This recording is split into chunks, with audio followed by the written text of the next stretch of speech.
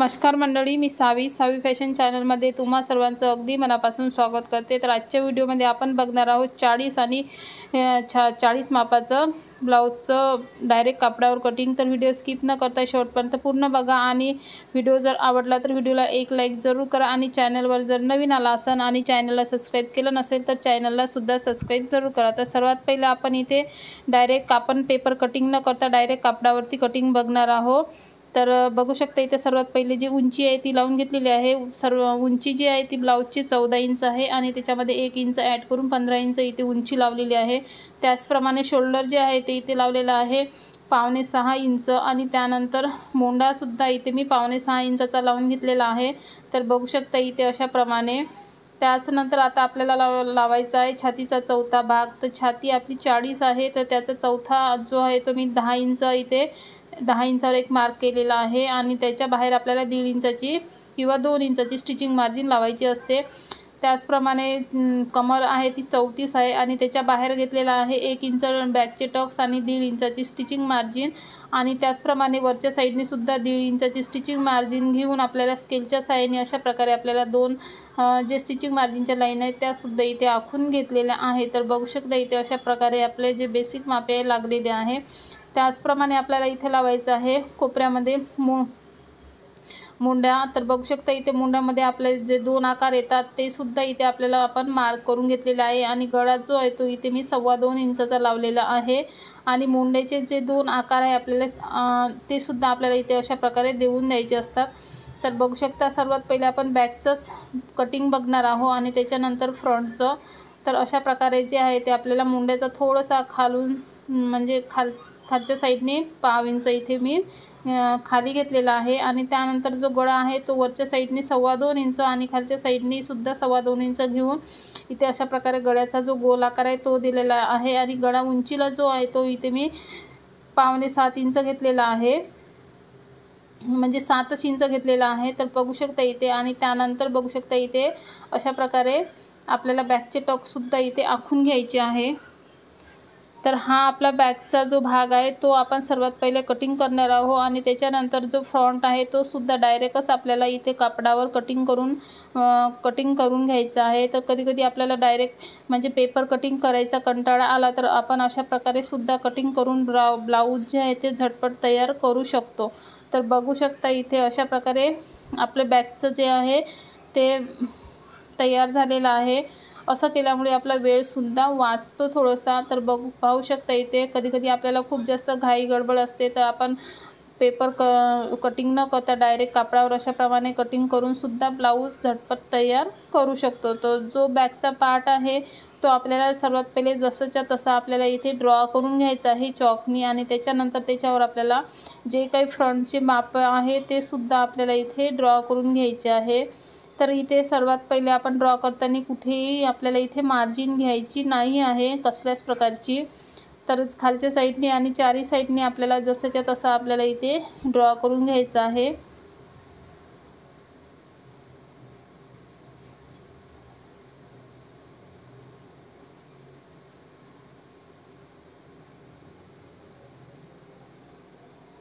आणि त्यानंतर आता इथे आपल्याला घ्यायचे आहे समोरच्या मुंड्याचा खोल आकार। तो सुद्धा आपल्याला इथे अशा प्रकारे थोडासा जो समोरचा पार्ट आहे तो खाली सरकवून आपल्याला मुंड्याचा जो गोल आकार आहे तो सुद्धा इथे मी ड्रॉ करून घेतलेला आहे। आणि त्याचप्रमाणे इथे आता आपल्याला लावायचं आहे खालच्या साईडनी क्रॉसपट्टी, गळा आणि कटोरी हे सुद्धा आपल्याला इथे समोरचे जे फ्रंट पार्ट आहे ते सुद्धा आपल्याला इथे ड्रॉ करून घ्यायचे आहे। तर ते कशाप्रमाणे करायचे ते तर व्हिडिओ स्किप न करता शेवटपर्यंत बघा। तर बघू शकता इथे फिटिंगच्या साईडने मी 2 इंच लावलेला आहे आणि त्यानंतर हुकलूकच्या साईडने 2.5 इंच अशा प्रकारे जी आपली क्रॉसपट्टी आहे ते इथे मी आखून घेतलेली आहे आणि वरच्या साईडने 0.5 इंचावर वर देऊन आपल्याला इथे कर्व अशा प्रकारे आकार लावून घ्यायचा आहे।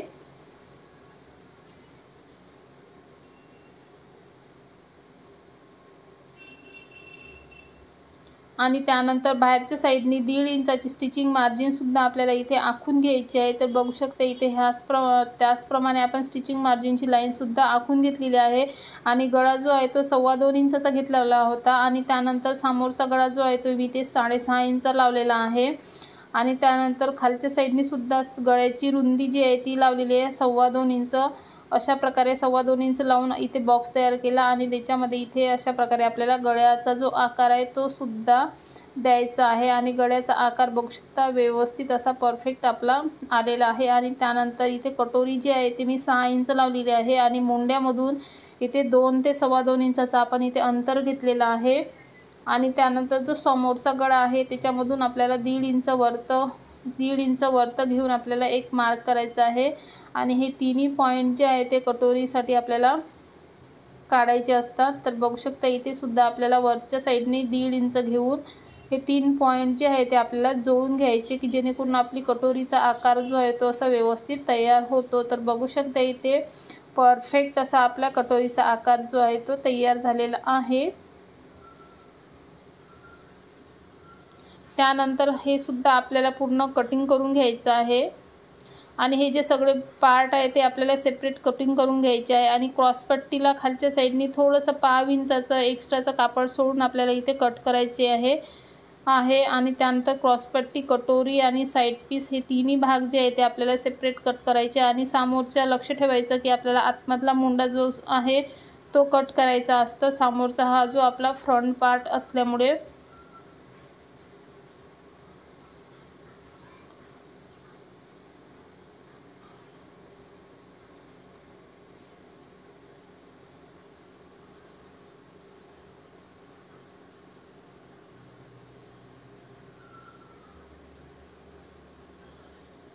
तर अशा प्रकारे आपले तिन्ही पार्ट जे आहे ते पूर्ण कट करून झालेले आहे।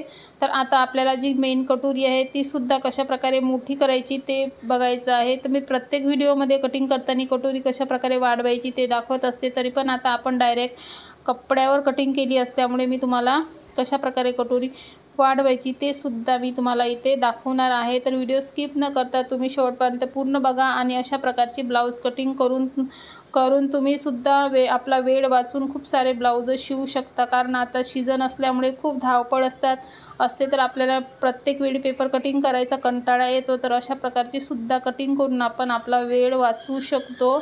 तर जी मेन कटोरी आहे ती आपल्याला सर्वात पहिले जशीच्या तशी इथे चॉकने ड्रॉ करून घ्यायची आहे आणि त्याच्यानंतर आपल्याला साईडने बघा इथे मी 1.5 ते 2.25 इंच वाढवलेलं आहे। कारण जी छातीचं माप आहे ती 40 आहे आणि ब्लाऊज जे आहे तेवढं वयस्कर बायाचं असल्यामुळे त्यांची छाती थोडी लूज पडली असल्यामुळे आपल्याला इथे जे कटोरीचं माप आहे ते कटोरी आहे ती थोडीशी जास्तच आपल्याला इथे वाढवून घ्यावं लागतं जेणेकरून छातीत त्यांना ब्लाऊज टाईट बसायला नको यासाठी। तर बघू शकता कटोरी ते थोडी जास्तच मी इथे वाढवून घेतलेली आहे, साईडनी घेतलेली आहे 2 इंच आणि ह्या साईडनी इथे सुद्धा वाढवलेली आहे। आणि त्यानंतर अशा प्रकारचे तीन जे भाग आहे ते आपल्याला इथे अशा प्रकारे जॉईन करून घ्यायचे आहे 3 पॉईंट आणि त्यानंतर पाहू शकता इथे आता आपण कट करून घेणार आहोत।